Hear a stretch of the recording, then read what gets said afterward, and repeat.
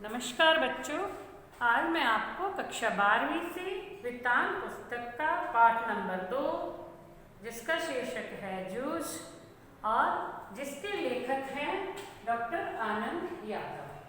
तो आपको आज मैं इस पाठ के कुछ प्रश्न उत्तर जो कि आपके पुस्तक में पाठ के पीछे दिए गए हैं उनके विषय में समझा रही हूँ। तो इससे पहले मैंने आपको पाठ में आने वाले कठिन शब्द, मुहावरे, उनका अर्थ और फिर दूसरी वीडियो में पाठ का सार ये समझा दिया है। तो बच्चों, आपने वीडियो देखा होगा तो आपको समझ में आ गया होगा।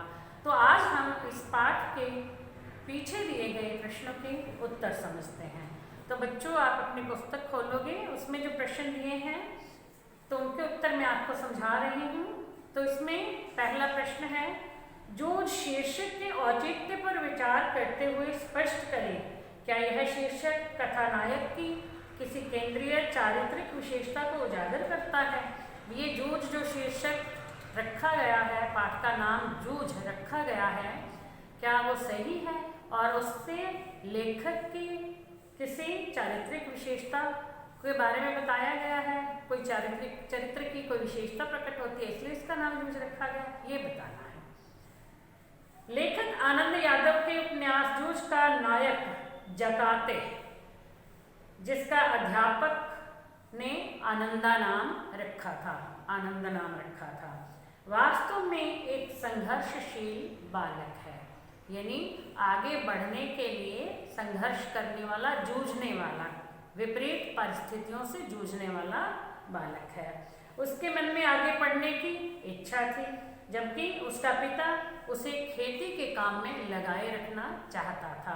वह नहीं चाहता था कि स्कूल जाकर के पढ़ाई करे, ताकि अब उसका पिता चाहता था कि खुद गांव में इधर उधर मौज मस्ती करता घूम सके और वह जो उसका बेटा है वो काम में लगा रहे। आनंद पहले तो पढ़ने के लिए संघर्ष करता है और फिर दूसरी बार कब हुआ संघर्ष, जब वो क्लास में छोटे बच्चों के साथ बैठता है तब उन सहपाठियों की शरारतों की टक्कर लेता है, ये दूसरी बात होगी। फिर गणित में होशियार है, वो पढ़ने में, मैथ में बहुत इंटेलिजेंट है, इसलिए मॉनिटर बनने के लिए संघर्ष करता है, ठीक है। और अंत में जो है वो कविता लिखने के लिए संघर्ष करता है। देखो कितनी बातों के लिए संघर्ष करता है वो। पहला तो वो स्कूल पढ़ने के लिए जाना चाहता है, फिर जब स्कूल पहुंच जाता है तो छोटे बच्चों के साथ क्लास में बैठता है तो उनकी शरारतें उसे झेलनी पड़ती हैं। फिर जो है मॉनिटर बनना चाहता है, मैथ में बड़ा होशियार है, यानी गणित में होशियार होने के कारण मॉनिटर बनने के लिए संघर्ष करता है और अंत में कविता लिखने के लिए संघर्ष करता है। इन स्तरों पर संघर्ष करने अथवा जूझने का प्रयत्न करने वाले कथानायक के कारण इस उपन्यास का नाम जूझ रखा गया है, जो बिल्कुल सही है, सर्वथा उचित है, हर तरह से सही है। लेखक ने कथानायक आनंद के पहले संघर्ष में उसकी माता और दत्ताजी राव सरकार को सहयोगी बनाया, क्योंकि वो उसका पिता स्कूल नहीं जाने देता था और वो जो है दत्ताजी राव सरकार के पास गए थे, माँ बेटा दोनों, और उनसे जाकर के ये कहा था कि वो स्कूल जाने नहीं दे रहे हैं तो आप कुछ कहें उनसे। जबकि कक्षा में स्थापित होने के लिए वह धैर्य से काम लेता है, यानी बच्चे जब उसे परेशान करते हैं तब वो धीरज से काम लेता है।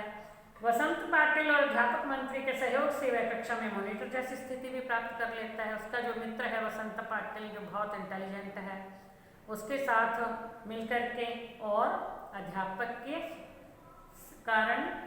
के सहयोग से वह मॉनिटर भी बन जाता है। पढ़ने में होशियार भी हो जाता है। कविता करने में उसका मराठी अध्यापक जो है सौंदल गेनकर उसकी मदद करता है। इस प्रकार संघर्ष करके अपने लक्ष्य को प्राप्त करने में सफल होने वाले आनंद नाम के कथानायक का केंद्रित चरित्र होने के कारण इस कथा का नाम जूझ रखना सर्वथा उचित है। कुल मिलाकर यह उपन्यास छात्रों को विद्या अर्जित करने के लिए संघर्ष करने की प्रेरणा देता है, इसलिए इसका शीर्षक प्रेरणादायक भी है, ठीक है। तो ये पहला प्रश्न जो था इसका उत्तर। अब हम लिख करेंगे दूसरा प्रश्न। प्रश्न नंबर 2, स्वयं कविता रच लेने का आत्मविश्वास लेखक के मन में कैसे पैदा हुआ, यानी वो भी जो है खुद कविता लिखने लगा था, तो इससे विश्वास कैसे पैदा हुआ। मराठी भाषा के अध्यापक की प्रेरणा से कथानायक के मन में कविता लिखने का भाव पैदा हुआ। जिस प्रकार अध्यापक को अनेक कविताएं याद भी थीं और उसने भी उसी तरह से अनेक कविताएं याद कर ली थी, जिन्हें वे अकेले स्थान पर पशुओं को चराते हुए या पानी देते समय जोर जोर से गाया करते थे। अब वो अकेला था, पास में कोई होता नहीं था, तो अकेला व्यक्ति तो जो भी चाहे वो काम कर सकता है, उसको जोर से बोल भी सकता है, अभिनय भी कर सकता है, नृत्य भी कर सकता है, और जब 5-7 लोग पास में होते हैं तो ये सब काम करने कठिन हो जाते हैं। मराठी भाषा के मास्टर जिस प्रकार कविता पढ़ते थे वह एकांत स्थान में उसकी नकल करता था टीचर की, मतलब टीचर कैसे पढ़ते हैं, क्योंकि बहुत अच्छा कविता समझाते थे, पढ़ते थे, तो वो भी उसकी नकल करता था। जैसे वे अनेक छंदों को लय, ये गीत और ताल के साथ गाते थे, फिर बैठ करके अभिनय करके उस कविता का भाव समझाते थे। लेखक भी उसी तरह अकेले में कविता को गाता था, फिर उसका अभिनय करता हुआ उसका भाव ग्रहण करता था। धीरे धीरे वे अनेक कवियों की कविताओं को अपनी ताल में बिठाकर गाता, जो एक सिनेमा के गाने की तर्ज पर थी। वह गाना केशव करनी जाति नामक छंद पर आधारित था, यानी कविताएं गाता था, उसको एक गीत की तरह लय और सुर के साथ गाता था, सुर ताल और लय सहित गाना। उस कविता को मास्टर ने स्कूल के सभी लड़कों के सामने गवाया। जब स्कूल में गया उसने कविता को सभी बच्चों के सामने भी गाया। इससे लेखक को नए पंख लग गए, यानी इससे लेखक का कॉन्फिडेंस यानी आत्मविश्वास बढ़ गया। लेखक स्वयं कविता करने लगा। मास्टर जी ने अनेक कवियों के संस्मरण सुनाए। इससे लेखक ने जाना कि कवि लोग भी उन्हीं की तरह ही हाड़ मांस के बने आदमी होते हैं। इससे उसके मन में आत्मविश्वास पैदा हो गया और वह भी कविता करने लगा। मतलब आत्मविश्वास पैदा हुआ कि जब वो व्यक्ति भी हैं वो भी कविता लिख सकते हैं, तो हम क्यों नहीं लिख सकते। अपने आसपास, अपने गांव में, अपने खेती में, खेती करते समय बहुत से ऐसे दृश्य होते थे जिस पर कविता लिखी जा सकती थी। मास्टर जी के दरवाजे पर छाई हुई मालती की बेल पर जब मास्टर जी कविता लिख सकते हैं, तो मैं किसी भी विषय पर कविता क्यों नहीं लिख सकता, यह लेखक ने सोचा। लेखक के मन में इस प्रकार के विचार आए। तब वह भैंस चराते समय जंगली फूलों पर कविता लिखने लगा और जोर जोर से गुनगुनाता रहता था। कागज और पेंसिल हर समय पास रखता था। कभी भैंस की पीठ पर लकड़ी के टुकड़े से अथवा कभी किसी कंकर से शिला पर कविता लिखता था, यानी पत्थर पर कविता लिखता था। तब वह मास्टर जी को दिखाता। कभी कभी तो रात को ही मास्टर जी के पास चला जाता था अपनी कविता दिखाने के लिए। सुबह का इंतजार ही नहीं करता था, तो मास्टर जी उसे बहुत शाबाशी देते थे, काव्य शास्त्र का ज्ञान कराते। इससे मास्टर जी से लेखक का अपनापन सा हो गया, यानी अपनेपन की भावना पैदा हो गई। उसे ऐसे लगना लगा जैसे ये मास्टर जी मेरे अपने ही हैं। छंद का ज्ञान, अलंकार का ज्ञान अच्छी तरह से हो जाने से मतलब कविता जो है बहुत अच्छी बन जाती है। इस प्रकार कविता लेखन में लेखक का आत्मविश्वास पैदा हो गया और पढ़ाई के साथ साथ वह अच्छा कवि भी बन गया।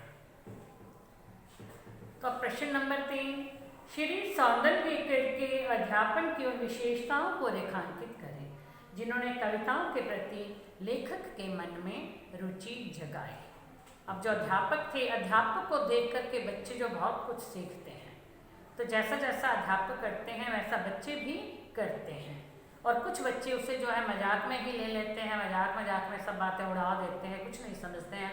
और कुछ जो बच्चे समझदार होते हैं वो टीचर की नकल कर करके बहुत कुछ सीख जाते हैं। तो अब जो है ये अध्यापक की जो अध्यापन की विशेषताएं, उनके पढ़ाने की जो विशेषताएं थी उनके बारे में बताना है, जिसके कारण लेखक जो है कविताओं के प्रति उसकी रुचि जग गई, यानी वो भी कविताएं लिखने लगा। श्री सौंदरलेकर स्वयं एक अच्छे कवि थे, अतः कविता पढ़ाते पढ़ाते समय वे उनकी भावधाराओं में बह जाते थे। जब कविता पढ़ाते थे तो बहुत मन लगाकर पढ़ाते थे और बच्चे बहुत मन से सुनते थे। पहले वे गा करके एक आध छंद सुनाते थे, फिर बैठे बैठे अभिनय करते हुए कविता का भाव बच्चों को समझाते थे तथा उसी भाव की कोई और कविता भी, एक अन्य कविता भी ले लेते थे जो किसी और कवि के द्वारा रचित होती थी, फिर वो भी उससे समझाते थे। इस प्रकार उन्होंने लेखक के मन में कविता के प्रति आकर्षण पैदा कर दिया। मास्टर जी स्वयं कविता करते थे, कभी कभी सुना भी देते थे।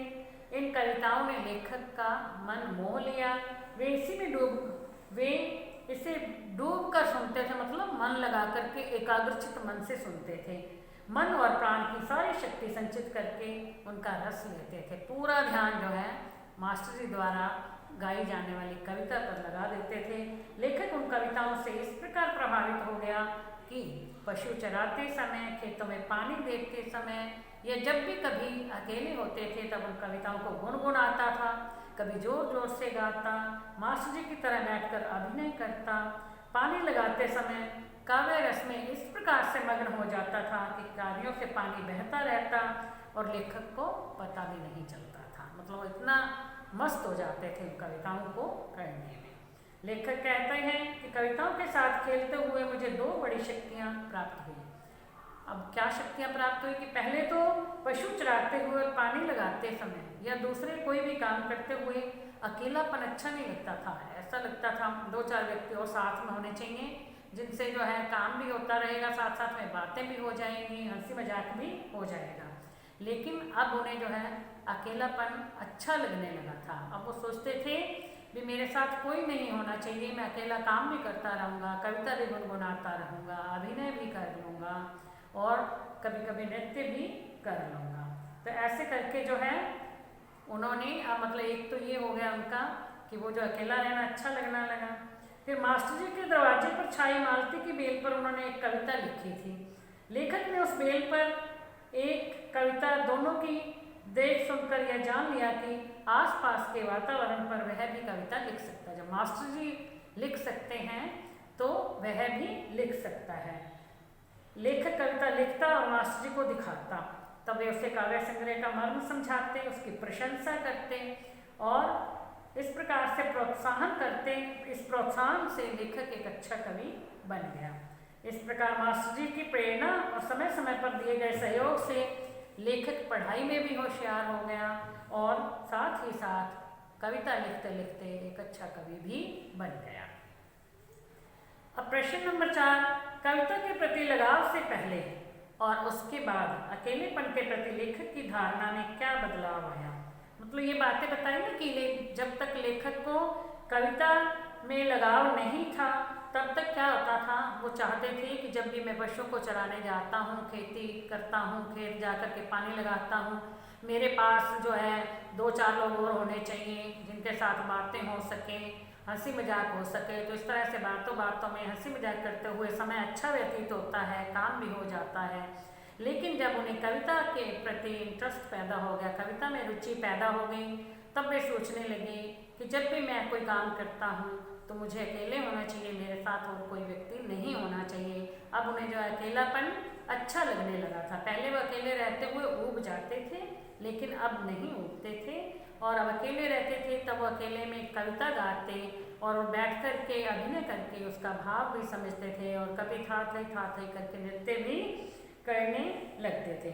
इस प्रकार कविता से लगाव से पहले लेखक ने अकेले होने को बुरा माना था, लेकिन जब कविता के प्रति लगाव हो गया तब उन्हें अकेलापन अच्छा लगने लगा था, वो अकेलापन पसंद करने लगे थे। 5वां प्रश्न आता है, आपके ख्याल से पढ़ाई लिखाई के संबंध में लेखक और दत्ताजी राव का रवैया सही था या लेखक के पिता का सही था? दोनों में से किसका सही था? ठीक है, लेखक आनंद यादव ने अपने प्रसिद्ध उपन्यास जूझ में पढ़ाई के महत्व को रेखांकित किया है, पढ़ाई के महत्व के बारे में बताया है। अतः उसके कथानायक ने पढ़ाई के बारे में अपना पक्ष स्पष्ट करते हुए कहा कि पाठशाला जाने के लिए उसकी इच्छा होती है, लेकिन पिता के सामने ये कहने की उसकी हिम्मत नहीं है कि वह स्कूल जाकर के पढ़ाई करना चाहता है। लेखक को विश्वास था कि जन्म भर खेत में काम करके कुछ भी हाथ नहीं लगेगा और वह अब उसका समय जो है अच्छा नहीं आएगा, वह अपने पिता की तरह ही हमेशा रहेगा।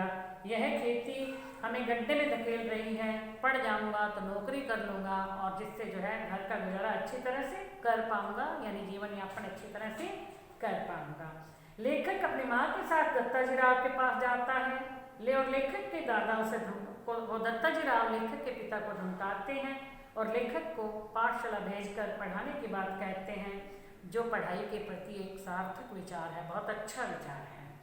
लेखक का पिता मौज मस्ती करने के लिए अपनी पत्नी और पुत्र को खेती में लगाए रखना चाहता है, यानी हमेशा खेत का काम करवाना चाहता है और खुद बाजार में घूमना, रखमाबाई के यहाँ पढ़े रहना चाहता है। इस प्रकार हम देखते हैं कि इस कथा में लेखक, उसकी माँ और दत्ताजी राव पढ़ाई के पक्षधर हैं, जो बिल्कुल सही है, जबकि उसका पिता पढ़ाई का विरोधी है, जो कि ठीक नहीं है। लेखक ने इसीलिए अपने पिता की शिकायत दत्ताजी राव से की थी और अपनी पढ़ाई के लिए अपने पिता पर दबाव डलवाया था। अब इसका प्रश्न नंबर 6, जो इस पाठ के पीछे दिए गए प्रश्नों में से अंतिम प्रश्न है। दत्ताजी राव से पिता पर दबाव डलवाने के लिए लेखक और उसकी माँ को एक झूठ का सहारा लेना पड़ा। यदि झूठ का सहारा ना लेना पड़ता तो आगे का घटनाक्रम क्या होता? ये बच्चे आप सोच समझ के भी लिख सकते हैं। मतलब ये तो अब एक दबाव डलवाया ना लेखक ने दत्ताजी राव के पास जा कर के, भाई मुझे जो है स्कूल में पढ़ना है लेकिन मेरे पिता पढ़ने नहीं देते हैं, तो अपनी माँ को लेकर के वो वहाँ गया था, तब उस पर उसके पिता पे दबाव डाला गया था। और यदि ये दबाव नहीं होता तब क्या होता? मतलब यदि वो झूठ नहीं बोलते और ये फिर क्या होता? फिर वो जो है उसके पिता उसे पढ़ने के लिए स्कूल नहीं भेजते और जब वो स्कूल नहीं जाता तो वो अच्छा कवि भी नहीं बन पाता, पढ़ाई भी नहीं कर पाता, आज उसका नाम भी नहीं किसी को पता होता।